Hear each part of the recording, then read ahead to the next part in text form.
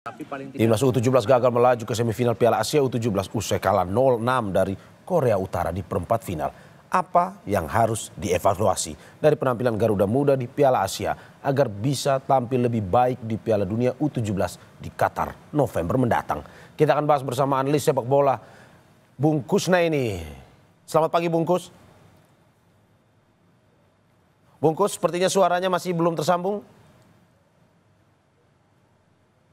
Selamat pagi Bung Mario. Ya, sudah mantap sekali suaranya. Selamat pagi Bung Kus, terima kasih sudah bergabung di Dialog Sapa Indonesia pagi hari ini. Dan juga bersama saya di studio ada Ketua Umum Paguyuban Supporter Indonesia Ignatius Indro. Selamat pagi Mas Indro. Selamat pagi. Terima kasih Mas sudah di studio Kompas TV hari ini.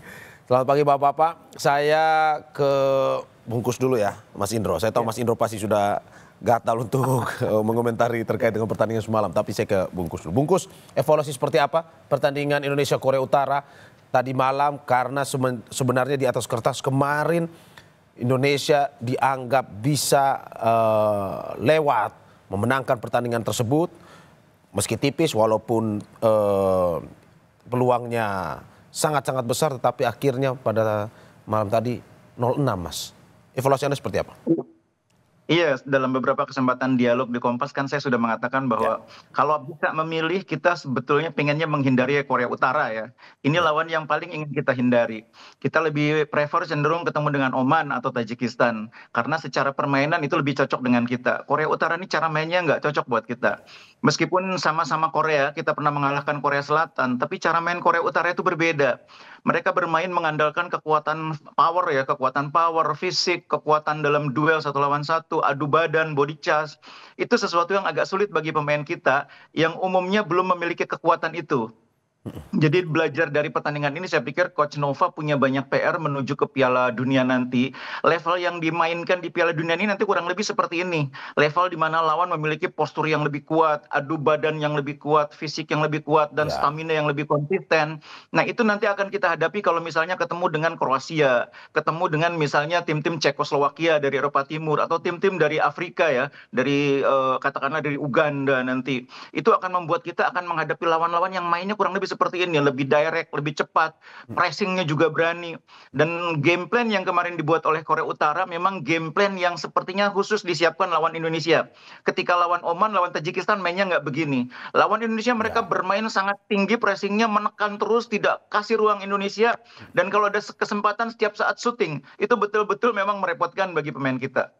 Berarti fisik tadi malam ya, permainan itu mengadakan fisik di mana Indonesia dari posturnya sendiri memang ya terlihat kalah dari pemain-pemain Korea Utara. Iya, dua hal itu ya, permainan yang sangat mengandalkan fisik, kemudian mereka juga optimal memanfaatkan situasi bola atas, ditambah lagi mereka keberanian ya, karena mereka sudah mempelajari betul permainan Indonesia, mereka berani melakukan pressing dan konsisten melakukan itu secara secara terus-menerus selama 2x45, itu yang sangat menyulitkan. Dan kuncinya lagi satu hal, saya pikir ketika Indonesia sudah kebobolan 2 gol di babak pertama. Sebelum saya ke Mas Indro, Bung Kus, bagaimana Anda melihat bahwa sebenarnya ini kalau dilihat dari kacamata positif, ini menjadi sebuah evaluasi yang bagus buat Indonesia untuk tampil di Piala Dunia nanti, karena bagaimana mewaspadai permainan dari tim yang mengandalkan fisik seperti ini ataupun juga dengan passing cepat seperti ini.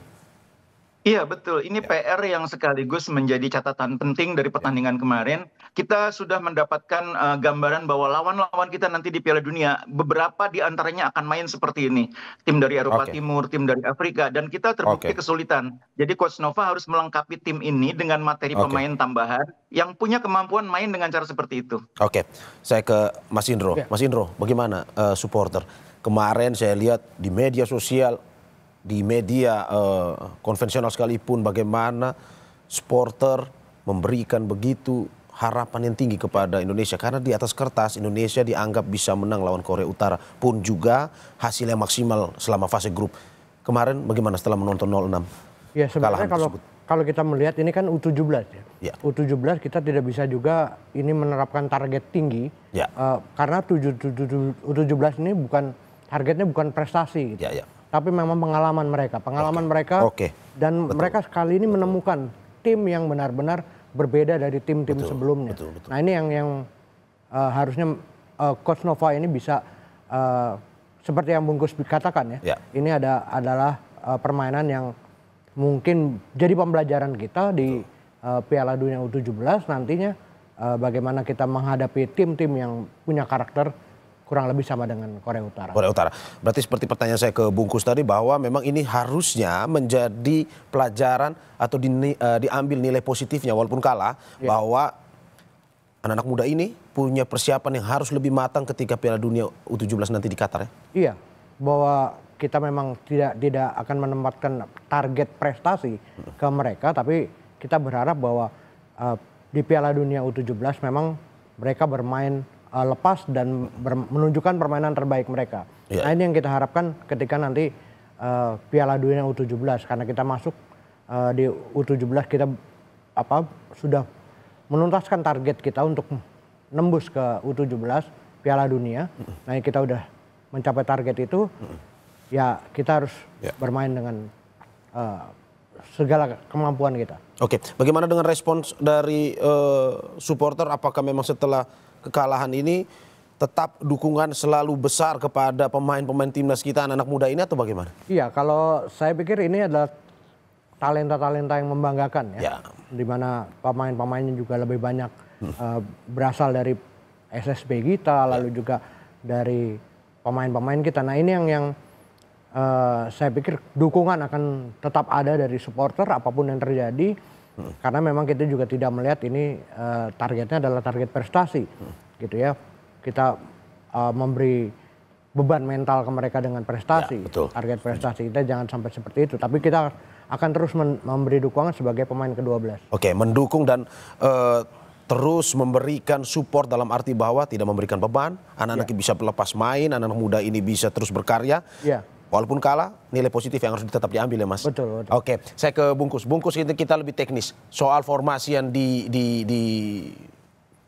mainkan malam tadi, di mana kebiasaan dari pelatih Nova itu biasa memainkan ini 5-4-1, tapi tadi malam 3-4-3. Anda melihat bahwa Coach Nova ingin sesuatu yang lebih dinamis atau bagaimana? Biasanya kan bertahan serangan balik, bertahan serangan balik. Iya, jadi 3-4-3 itu kan memang turunannya 5-4-1 ya. Itu sebetulnya cara mainnya kurang lebih sama, yang membedakan hanya peran dua pemain sayap. Jadi sebetulnya tidak banyak perubahan taktik yang dibuat oleh Coach Nova, kecuali beberapa nama pemain yang agak sedikit berbeda, tapi terutama sebagai pengganti ya. Nah, yang menarik adalah Korea Utara sudah tahu itu. Korea Utara sudah memperkirakan Indonesia akan bermain dengan cara itu, makanya mereka menyiapkan kontra strategi dengan high pressing. Mereka mempressing pemain Indonesia di area pertahanan kita, dan itu konsisten mereka lakukan, sehingga pemain kita untuk keluar dari area sendiri ketika menguasai bola itu juga sudah sangat sulit. Itu beda dengan Korea Selatan, di mana mereka sedikit mengasih ruang ya bagi pemain kita untuk bermain, untuk mengolah bola. Korea Utara sama sekali tidak melakukan itu. Ditambah lagi dengan kemampuan mereka dalam duel fisik, mereka juga sangat baik. Itu membuat kita semakin tertekan. Karena seringnya tertekan ikut, akhirnya kita kebobolan 2 gol. Nah, sejak kebobolan 2 gol itu saya pikir permainan kita sudah betul-betul sangat menurun ya. Sudah kehilangan kepercayaan diri para pemain. Karena mereka kesulitan untuk bahkan mengimbangi dalam situasi perebutan bola. Kalau pemain sudah duelnya kalah terus, itu memang akan sangat berat dia. Istilahnya udah mulai bingung harus ngapain. Makanya terlihat di lapangan banyak orang mengatakan bahwa pemain kita seperti kebingungan. Ya itu tadi, karena mereka kalah terus dalam duel. Karena mereka juga mencoba berbagai cara, tapi setiap kali melakukan perubahan, di-pressing, ditekan. Dan Korea Utara konsisten melakukan itu dengan kualitas fisik yang sangat baik. Saya mungkin melihat bahwa selama 4 pertandingan di Piala Asia, Korea Utara ini adalah lawan yang membuat kita ini betul-betul kelelahan ya. Waktu lawan Korea Selatan, kita masih mampu mengimbangi, meskipun kita ditekan terus, kita masih mampu. Tapi lawan Korea Utara, pemain kita terlihat betul-betul kelelahan karena pressingnya begitu luar biasa. Makanya kalau kita lihat statistik, itu Indonesia bahkan tidak sampai 30% penguasaan bola. Lawan Korea Selatan kita masih 32%. Lawan Korea Selatan kita masih punya 2 shot on target. Ini hanya 1 shot on target dari total 3 syuting. Ini menggambarkan betapa beratnya tekanan yang dihadapi oleh pemain. Karena itu saya mengapresiasi mereka sudah bekerja keras ya sepanjang pertandingan, meskipun hasilnya memang mengecewakan. Tapi memang kan kalau dari permainan yang dilakukan oleh Coach Nova ini kan lebih bukan pada penguasaan bola, tetapi pada counter attack yang dilakukan. Kalau menurut Anda memang tadi malam terlihat bahwa selain evaluasi cara permainan, lini belakangnya pun harus dievaluasi juga kah? Bungkus? Iya, menurut saya semua lini ya, terutama memang lini belakang ini perlu sekali penguatan dari sisi dari sisi pemain yang punya kemampuan berduel ya. Karena bagaimanapun lini pertahanan itu akan menghadapi banyak situasi set piece, banyak situasi open play di mana lawan mengangkat bola dari sayap, dan pemain kita harus lebih kuat di situ. Kita bermain dengan pemain-pemain yang secara kualitas skill sangat baik, tapi beberapa kali terlihat kalau bola atas itu kita jarang menang ya. Ini nanti akan lebih berat lagi kalau lawan tim-tim Afrika, tim-tim Eropa. Makanya saya bilang menjelang Piala Dunia, Coach Nova harus melakukan penguatan, cari lagi pemain yang bisa melengkapi kekurangan tim ini. Kalau di kompetisi Elite Pro sudah nggak ada, cari di Liga 3, cari di Liga 4, cari di Liga 2. Kalau Liga 1 mungkin sudah banyak pemetaan ya, tapi Liga 4 yang baru bergulir ini, baru akan bergulir, itu saya pikir juga bisa menjadi kesempatan bagi pelatih untuk melihat, barangkali ada yang bisa memperkuat tim. Oke, saya ke Mas Indro. Mas Indro, kalau dari supporter sendiri melihat permainan tadi malam, apa evaluasi yang perlu dilakukan dalam arti bahwa apa betul seperti kata Bungkus bahwa evaluasi seluruh depan, belakang maupun juga di tengah kita harus benar-benar mencari pemain-pemain yang bisa mengisi ruang yang masih kosong itu. Iya, sepakat dengan Bungkus ya. Kita harus mencari pemain-pemain yang memang bisa menutupi kesalahan-kesalahan atau kekurangan dari pemain-pemain kita. Pemain kita tadi malam ini terlihat sekali memang kita kalah fisik, lalu kalah body, kalah kecepatan, gitu ya. Ini yang terlihat sekali sangat signifikan sehingga kita kalah begitu besar ya. Nah ini yang harus diperbaiki oleh Coach Nova, bagaimana meningkatkan kemampuan fisik dari para pemain, terutama body balance atau adu-adu body dengan para pemain. Nah ini yang harus diperbaiki juga. Kecepatan juga harus diperbaiki karena kita sebenarnya memiliki pemain-pemain yang cukup cepat ya, tapi harus dimaksimalkan. Oke, dari supporter sendiri harapannya seperti apa yang disampaikan kepada Mas Indro? Ya kita berharap sih dengan talenta-talenta muda yang begitu banyak, kita harus ada kompetisi yang benar-benar memberikan pengalaman bermain bagi para pemain-pemain muda ini. Karena kalau tidak ada pengalaman bermain, makanya mental berkompetisi yang tidak dimiliki oleh para pemain. Tidak terasa ya? Iya, tidak terasa. Ini yang harus diperbaiki oleh PSSI ya, saya pikir. Oke. Seluruh harapan dan juga bagian dari cinta supporter kepada timnas Indonesia, terutama Garuda Muda ini masih terus tinggi ya, untuk nanti dalam arti bahwa terus belajar, terus melihat potensi-potensi yang ada untuk nantinya bisa berlaga di pertandingan-pertandingan lebih besar lagi. Saya pikir PSSI harus segera membuat misalnya semacam blueprint sepak bola Indonesia ya. Bagaimana jangka pendek, jangka menengah, jangka panjang, apakah mereka ini juga bisa meningkatkan pemain-pemain yang penuh talenta seperti yang dimiliki oleh Coach Nova ya. Ini kan bagaimana mereka bisa mengembangkan diri melalui kompetisi yang baik. Lalu juga bagaimana dengan perbaikan sepak bola, tidak hanya memasang VAR di liga gitu. Karena ini kan memasang VAR dibilang udah perbaikan sepak bola. Tidak hanya seperti tadi. Oke, saya terakhir ke Bungkus. Bungkus, singkat saja terkait dengan evaluasi yang perlu dilakukan menghadapi pertandingan besar nanti di Piala Dunia Qatar. Iya, kita punya waktu sekitar 7 bulan untuk persiapan ya. Jangan berpikir bahwa itu bisa diatasi hanya dengan TC ya. Dua hal yang harus dilakukan. Yang pertama adalah memperkuat tim, materi pemain harus diperkuat. Terus terang untuk Piala Dunia, level yang kita butuhkan tuh level yang lebih tinggi lagi. Itu yang nomor satu. Yang kedua, pemain yang ada sekarang pun harus diberi banyak pertandingan. Tidak cukup hanya TC.